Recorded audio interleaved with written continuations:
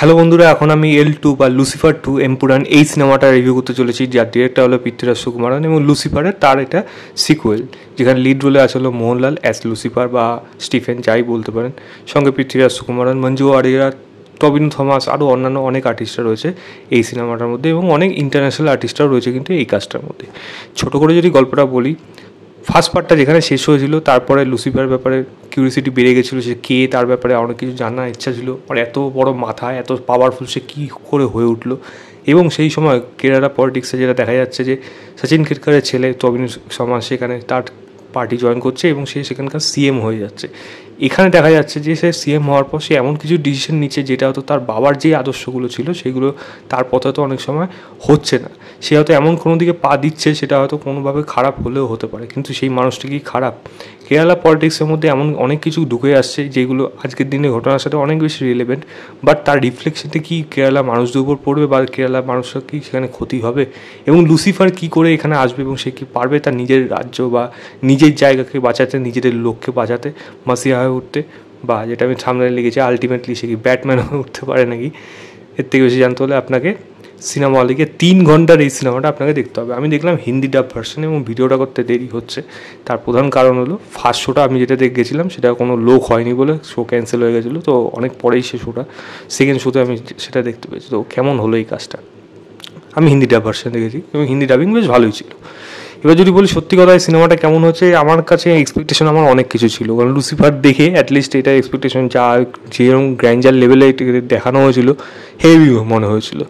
Grandeur level মারাত্মক লেভেলে আছে, এটা কোনোভাবে একটা কেরালা সিনেমা হয়ে উঠতে পারেনি। এটা একটা ইন্ডিয়ান সিনেমা কাইন্ড অফ একটা ইন্টারন্যাশনাল স্ট্যান্ডার্ডে যাওয়ার তারা চেষ্টা করেছে, যেটা কিন্তু এটা দেখলে বোঝা যায়। তবে সিনেমার মধ্যে কিন্তু প্রচুর খামতি আছে। ভালো জিনিস কী কাজটার মধ্যে? Scale, a premium quality, A grandeur ব্যাপারটা, সব বিভিন্ন জায়গায় গিয়ে শ্যুট করা হয়েছে। এই মানে যেই সমস্ত জায়গায় শ্যুট করা হয়েছে সেগুলো মানে সত্যি দেখতে মানে বড় পর্দায় দারুণ লাগবে সেগুলো, এবং সিনেমাটোগ্রাফির কাজ সেখানে কিন্তু খুব ভালো, এবং সেগুলো দেখতে কিন্তু মনেই হবে না সত্যি এটা একটা ইন্টারন্যাশনাল স্ট্যান্ডার্ডেই কাজ দেখছি। প্লাস ইন্টারন্যাশনাল আর্টিস্ট যারা যারা এখানে রয়েছে, এবং মেন ভিলেন বলার থেকে বলো পার্ট 3 এর যে ভিলেন, তাকেও কিন্তু এখানে দেখিয়ে দেবে কে, সেটা আপনারা গিয়ে দেখুন। দেখলে যদি চিনতে পারেন তো ভালো, না চিনতে পারলে গুগল করে নেবেন, আশা করি তারপরে বুঝে যাবেন সেই মানুষটাকে। তো যাই হোক, তাকেও দেখা যাবে, তবে তার খুবই ছোট্ট পোর্শন পার্ট 3 এর জন্য। তো তাদের পারফরমেন্স যেই জায়গাগুলো ছিল ইন্টারন্যাশনাল আর্টিস্টরা প্রত্যেকেই কিন্তু ভালো করেছে এখানে। এবং আমি যদি বলি যেহেতু তারা ওই পুরো অরিজিনাল বেসটার উপর দেখাতে পারছে, তার জন্য সেটা দেখতে অনেক বেশি রিয়েলিস্টিক লাগছে। দ্বিতীয় জিনিস কি বলবো, এখানে পারফরমেন্স ভালো আছে। মোহনলাল যেই সমস্ত জায়গায় তার এন্ট্রি আছে, যদিও তার স্ক্রিন অন টাইম অনেক কম, এবং সেটা বলতে গেলে এই সিনেমাটা দেখুন, মোহনলালের তো সিনেমা, তো মোহনলাল যদি বেশিক্ষণ স্ক্রিনে না থাকে তাহলে আপনার কেমন লাগবে? তবে যেই সময়গুলো ছিল সেগুলো কিন্তু আপনার পুরোপুরি মন ভরিয়ে দেবে, এবং মাস মুভমেন্টগুলোকে কিন্তু বেশ ভালোভাবে ডিজাইন করা হয়েছে মাস মুভমেন্টে কিন্তু, এবং সেখানে মোহনলাল ব্যাকগ্রাউন্ড মিউজিক সমস্ত কিছু মিলিয়ে কিন্তু বেশ ভালো লাগবে। ফ্যানদের জন্য একেবারে রীতিমতো ট্রিট।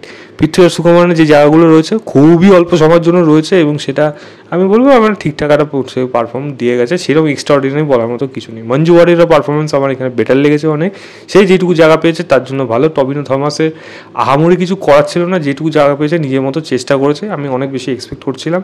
ভিলেন যারা ছিল, যারা এখানে যাদের দেখানো হচ্ছে, পারফরমেন্স আমার ঠিকঠাক লেগেছে, পারফরমেন্সের খামতি নেই, তবে সেগুলোকে খুব বেশি এক্সপ্লোর করা হয়নি। ব্যাপার ওই মানুষগুলোকে নিয়ে অনেক বেশি আরও বেশি জানার ইচ্ছা ছিল, বেশ কোথার থেকে তারা উত্থান, এবং তারপর সে কীভাবে এত বেশি সাম্রাজ্য পেলো, এগুলো ব্যাপারে অনেক কিছুই অজানা থেকে গেলো। যে যাই হোক, পারফরমেন্স তাদের দিক থেকে ভালো। ব্যাকগ্রাউন্ড মিউজিক কাজটার মধ্যে আমার সেগুলো মাস মুভমেন্টগুলো বিশেষ করে এনজয় করা গেছে। বিজিএমের কাজ আমি বলবো ভালো, বড় পর্দায় কিন্তু হলে দেখতে ভালো লাগবে সেগুলো। এবং আমি যদি বলি যে একটা প্রিমিয়াম কোয়ালিটি যেহেতু মেনটেন করেছে, তার জন্য আপনি অ্যাট এ টাইম কাজটা কিন্তু দেখতে যে আপনার মনে হবে না চিপ জিনিস লাগছে।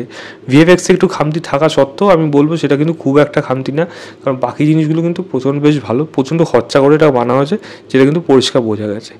এবার যদি সিনেমার মধ্যে আমি খারাপ জিনিস কি সেটা বলি, প্রথম প্রবলেম হলো এই সিনেমার চিত্রনাট্য। একটা এরকম গল্প যেটা আগে পার্ট 1-এ যেখানে পলিটিক্স অনেক বেশি নির্ভর ছিল, এখানে পলিটিক্সের নামে সেগুলো জাস্ট ধূরছাই হয়ে গেছে, মানে সেগুলো জাস্ট ওপর দিয়ে বেরিয়ে গেছে। এখানে পুরোপুরি গল্পটা একটা রিভেঞ্জ ড্রামার উপর বেস করে গেছে, মানে পুরোপুরি রিভেঞ্জ সিনেমা, এবং সেই রিভেঞ্জ সিনেমা যার গল্প সেই স্ক্রিন অন টাইমে নেই। তো এটা অদ্ভুত টাইপের একটা গল্প, লাস্টে গিয়ে যে সে যে বদলাটা নেবে তার জন্য তো অডিয়েন্সকে ইমোশনাল ফিল করতে হবে, সেই ইমোশনাল ফিলিংটাই হচ্ছে না, কারণ সে তো স্ক্রিনে নেই, তার দেখবো কি তাকে? এবার সে যখন গিয়ে বদলা নিল ব্যাস ওইটুকুই। ফিলিংটা আসবে না, মার এবার এইটাকে, এবার তোর সাথে এই করছে এবার এইটাকে মার, সেই জিনিসটাই তো মনের মধ্যে তৈরি হবে না, যেটা এই সিনেমাটা প্রধান ভোগে। কারণ যার গল্প সেই সিনেমার মধ্যে নেই, এবং অযথা সিনেমাটাকে টেনে টেনে 3 ঘন্টা করা হয়েছে, অনেক স্ট্রেচ করা হয়েছে। মিনিমাম 15-20 মিনিট আরামসে কাটা যেত, আরামসে এই সিনেমাটাকে আরও অনেক ছোটো করা যেতে পারতো, এবং সেগুলোকে জাস্ট জোরো করে করে বড়ো করা হয়েছে একটা সময়। কিন্তু দেখুন সিনেমাটা শুরু যেটা হলো, আমি অবাক হয়ে গেছি, ওটা কিন্তু দারুণ ছিল। আমি ভেবেছিলি হেভি লেভেলে যাবে হয়তো ব্যাপারটা, ওই 15-20 মিনিট কিন্তু ফাটাফাটি ছিল, মানে ওটা আনএক্সপেক্টেড এবং মানে ভয় পাইয়ে দেয় ওরকম টাইপের ব্যাপার। রাগ তো আসে অবশ্যই, ভয় পাইয়ে দেয়, কিন্তু তারপরে সিনেমাটা যেই জায়গায় যায় সেইগুলো কিন্তু আর গিয়ে সেই ম্যাচ, সেই শুরুর সাথে যেই এক্সপেকটেশনটা আমরা আশা করেছিলাম সেটা কিন্তু কোনোভাবে ম্যাচ করতে পারে না। কোথাও যেন সেই ড্র্যাগ হতে শুরু করে কোথাও গল্পটা, এবং একটাই জিনিস বারবার একই রকমভাবে ঘটতে থাকে, এবং বারবার সেই একইভাবে যেহেতু ঘটতে থাকে সেই জিনিসগুলো রিপিটিভ হওয়াতে একটা সময় কিন্তু যেগুলো দেখতে আর ইন্টারেস্টিং মনে হয় না, যেটা আমার এই কাজটা দেখে মনে হয়েছে। দ্বিতীয় জিনিসটা বলবে, যেখানে ইমোশনাল পোর্শনটা যেখানে উইক, যেটা বললাম যে যার গল্প সেই বেশি স্ক্রিনে নেই, তো সেইটা খুব ভালোভাবে প্রপার সময় দেওয়ার প্রয়োজন, তাকে দেখানোর প্রয়োজন। তারপরে দেখবো কি সিনেমাতে, মানে যাদের গল্প তারাই সিনেমাতে নেই, বাকি আর্টিস্টরা যেরকম পাচ্ছে যা কিছু করে যাচ্ছে, যেগুলো সিনেমার গল্পের সাথে হয়তো খুবই অল্প পরিসরে জড়িত, এবং যাই মেন জড়িত বা যার গল্প হওয়া উচিত সেই যদি এখানে না থাকে, সেটাই তো সব থেকে বেশি খারাপ দেখায়। এবং যেটা ট্রেলার দেখে এক্সপেকটেশন করেছিলাম, ট্রেলারটা পারলে গিয়ে দেখবেন আমি কী বলেছি, ঠিক সেই জিনিসই হয়ে যাচ্ছে। মানে যেটা যে লুসিফারের ফার্স্ট পার্টে যে টুইস্ট ছিল, এখানে কোনো টুইস্টই নেই, সবই একেবারে পুরো হজবরলের মতো হয়ে গেছে। তো রাইটিং খুব খারাপ হয়েছে, পুরো রাইটিং হয়ে গেছে। এই জিনিসটা আমি এক্সপেক্ট করেছিলাম ভালো হবে, যে জিনিসটা এখানে একেবারেই হতে পারেনি। ইমোশনাল পোর্শন উইক রয়েছে। গান দেখুন যেরকম হয়েছে, গান সিনেমার সাথে চলে গেছে, তো আমি সেগুলোকে নিয়ে খারাপ ভালো এগুলো কিছু বলবো না। বাট আমার মনে হয় সিনেমাটা যেরকমভাবে শুরু হয়েছিল, ভালো হয়েছিল, যে আশা করছিল সেটা একেবারেই যেতে পারেনি। অ্যাকশন যদি বলি, অ্যাকশন ডিজাইনগুলো প্রথম দিকে বেশ ভালো রকম করা হয়েছে, মানে জঙ্গলের সিনটা বেশ ভালো ছিল, ইন্টারভেলের পোর্শন ওই জায়গাগুলো যে মানে পরের দিকে যেই জায়গাগুলো ছিল সেগুলো ভালো ছিল। কাইন্ড অফ একটা ব্যাটম্যানের মতো করে প্রেজেন্ট করা হয়েছে, যেটা কিছুটা লেভেলে গিয়ে ওয়ার্ক করেছে, ম্যাক্সিমামটা ওয়ার্ক করে না, যেহেতু অনেক খামতি থেকে গেছে রাইটিংয়ে। বাট ক্লাইম্যাক্সে অ্যাকশনটা কিন্তু একেবারে কোনো আশা করিনি, একেবারে মানে ওটা খুবই আনএক্সপেক্টেডভাবে খারাপ ছিল, মানে ক্লাইম্যাক্সে অ্যাকশনটা, যার জন্য না ইমোশনালি কানেক্ট করতে পেরেছে, না অ্যাকশনটা আমাকে কিক দিতে পেরেছে, যার জন্য সিনেমাটা আমাকে লাস্টে গিয়ে আমাকে রীতিমতো হতাশাই করে দেয়। এবং শেষের দিকে একটা ক্রেডিট সিনেমা তো আছে, মাঝখানেই রয়েছে, বেশিক্ষণ না, লাস্টে কিছু নেই, আমি একাই বসেছিলাম সিনেমা হলে। তো ওইটুকু দেখবেন, পার্ট 3 এর যে হদিশটা সেটা আপনি মানে কী হতে চলেছে সেটা একটা হদিশ আপনার পেয়ে যাবেন।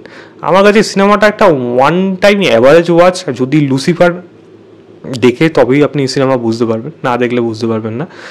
লুসিফারের কিন্তু ধারে কাছে এই সিনেমাটা যায়নি, একটা ওয়ান টাইম অ্যাভারেজ ওয়াচ হিসেবে আপনি এই সিনেমাটা দেখতে পারেন, জাস্ট গ্র্যান্ডিয়ার লেভেলের জন্য, মোহনলালের মাস মুভমেন্টের জন্য। আদারওয়াইজ কিন্তু এই সিনেমাটা আমার মনে হয় না খুব একটা বেশি ভালো হয়েছে। তো এই ছিল আমার ওভারঅল রিভিউ L2 বা লুসিফার 2 এম্পুরান বলে সিনেমাটা। রেটিং বললে আমি 2.5 দেবো আউট অফ 5। ভিডিওটা ভালো লাগলে লাইক শেয়ার, চ্যানেলটাকে অবশ্যই সাবস্ক্রাইব করে দেবেন।